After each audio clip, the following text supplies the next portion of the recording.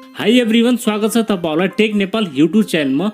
Guys, Realme ले आफ्नो 9 सिरिजको अर्को एउटा नयाँ स्मार्टफोन Realme 9 Pro 5G नेपालमा लन्च गरिसकेको छ। यो भन्दा पहिला Realme ले Realme 9 4G लाई नेपालमा लन्च गरेको थियो। यदि तपाईहरुले Realme 9 4G स्मार्टफोनको भिडियो हेर्नु भएको छैन भने म तपाईहरुलाई आई बटनमा लिंक राखिदिने छु। तपाईहरु त्यहाँ गएर त्यो भिडियोलाई हेर्न सक्नुहुनेछ र त्यो भन्दा पहिला यो भिडियो चाहिँ कम्प्लिट हेर्नु होला। अनि गाइज, Realme 9 Pro 5G स्मार्टफोनको प्राइसिङको बारेमा कुरा गर्नु पर्दा यो स्मार्टफोन हाम्रो नेपालमा 37,000 को प्राइस पोइन्टमा लन्च भएको छ र आजको भिडियोमा हामीहरु यसै स्मार्टफोनको बारेमा कुरा गर्नेछौं। यो स्मार्टफोनका स्पेसिफिकेसन तथा यो स्मार्टफोनमा हामीलाई के कस्ता फिचरहरु देख्न मिल्छ, साथै कुन भेरिएन्ट हाम्रो नेपालमा लन्च भएको छ र यो स्मार्टफोनलाई हामीले कहाँदेखि लिन सक्छौं, सबै चीजको बारेमा आज तपाईहरुलाई यसै भिडियोमा जानकारी दिनेछौं।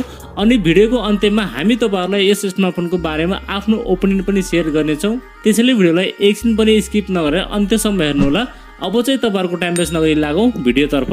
सबैभन्दा पहिला हामी यो स्मार्टफोनको बिल्ड क्वालिटी अनि डिजाइन देखि कुरा गर्नेछौं। बिल्ड क्वालिटीको बारेमा कुरा गर्नु पर्दा यसमा चाहिँ हामीलाई प्लास्टिक बिल्ड देख्न मिल्छ। प्लास्टिक फ्रेमको साथमा भने अगाडिपट्टि गोरिल्ला ग्लासको प्रोटेक्सन रहेको छ र डिजाइनको बारेमा कुरा गर्नु पर्दा same to same Realme 9 Pro Plus को जस्तै डिजाइन रहेको छ। पछाडिपट्टि टप लेफ्ट साइडमा ट्रिपल रियर क्यामेराको सेटअप, एउटा एलईडी फ्ल्याशको साथमा भने तलपट्टि यसमा हामीलाई Realme को ब्रान्डिङ देख्न मिल्छ।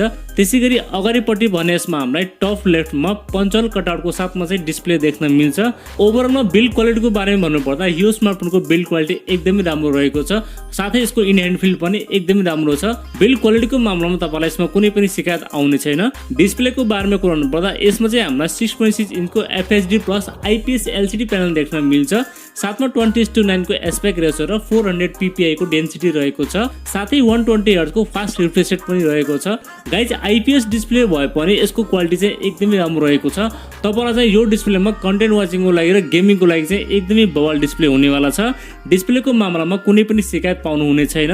साथै आउटडोर युजको लागि यसमा ब्राइटनेस पनि एकदमै राम्रो रहेको छ। अब चाहिँ हामी कुरा गरौँ यो स्मार्टफोनको परफर्मेन्सको बारेमा। परफर्मेन्सको बारेमा कुरा गर्नुपर्दा यसमा हामीलाई क्वालकम स्न्यापड्रागनको 695 प्रोसेसर देख्न मिल्छ, जुन भने 5G प्रोसेसर हो र यो चाहिँ 6 नैनोमिटरमा बनेको चिपसेट हो। यसमा हामीलाई हिटिङ एकदमै कम देख्न मिल्छ र साथै एनर्जी एफिसिएन्सी पनि यसमा एकदमै राम्रो रहेको छ। साथमा LPDDR4H को र्याम टाइप र UFS 2.2 को चाहिँ स्टोरेज टाइप रहेको छ, जसमा हामीलाई रिड एन्ड राइट पनि एकदमै राम्रो देख्न मिल्छ। अनि गेमिङ ग्राफिक्सको कुरा गर्नुपर्दा यसमा हामीलाई Adreno 619 को चाहिँ GPU रहेको छ, जसमा हामीलाई गेमिङ ग्राफिक्स पनि एकदमै राम्रो देख्न मिल्छ। गाइज, यो चिपसेट भनेको एकदमै किपेबल प्रोसेसर हो। यसले तपाईलाई एकदमै सस्टेन परफर्मेन्स दिनेछ र यसमा तपाईले 40 FPS सम्म मजाले गेमिङ खेल्न सक्नुहुनेछ। साथै डे टु डे परफर्मेन्स पनि यसले एकदमै राम्रो दिनेछ। अनि सफ्टवेयरको बारेमा गर्नु पर्दा यसमा हामीलाई लेटेस्ट एन्ड्रोइड 12 देख्न मिल्छ out of the box.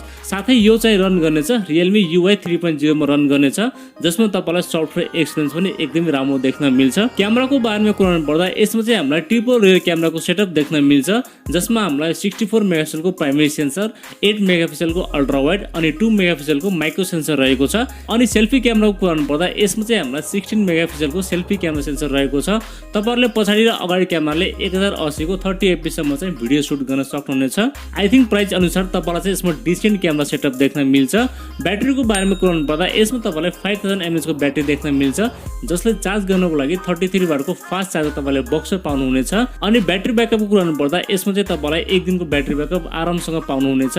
Privacy and सेन्सरहरुको कुरा गर्नु पर्दा यसमा चाहिँ तपाईलाई साइड फिंगरप्रिन्ट सेन्सर देख्न मिल्छ, फेस अनलक पनि रहेको छ, चार्जिङको लागि टाइप सी पोर्ट अनि साथै 3.5 mm को ज्याक पनि रहेको छ, साथमा स्टिरियो स्पिकर पनि रहेको छ। त्यसैगरी बाँकी सबै बेसिक सेन्सरहरु चाहिँ यसमा तपाईले पाउनुहुनेछ। अब चाहिँ हामी कुरा गरौँ यो स्मार्टफोनको प्राइसिङको बारेमा। यसको 8128 को भेरिएन्टलाई तपाईले नेपालमा 36999 मा लिन सक्नुहुन्छ। अब यो स्मार्टफोनलाई कहाँदेखि लिने भने तपाईले चाहिँ दराज अनलाइनबाट यो स्मार्टफोनलाई लिन सक्नुहुनेछ। लौ त साथीहरु, यति नै थियो स्मार्टफोनको बारेमा। तपाईलाई चाहिँ यो स्मार्टफोनको स्पेसिफिकेसन कस्तो लाग्यो र आफ्नो केही सल्लाह सुझाव भएमा मलाई कमेन्ट गर्नु होला। भिडियो मन परेमा चाहिँ लाइक गर्न नभुल्नु होला र यदि नयाँ साथीभाइहरुले हाम्रो च्यानललाई पहिलो पटक हेर्दै हुनुहुन्छ भने प्लिज हाम्रो च्यानललाई सब्स्क्राइब गरिराख्नु होला। अर्को भिडियोमा भेट हुने बाचा गर्दै आजलाई बिदा लिन्छु। हवस्, धन्यवाद। जय नेपाल।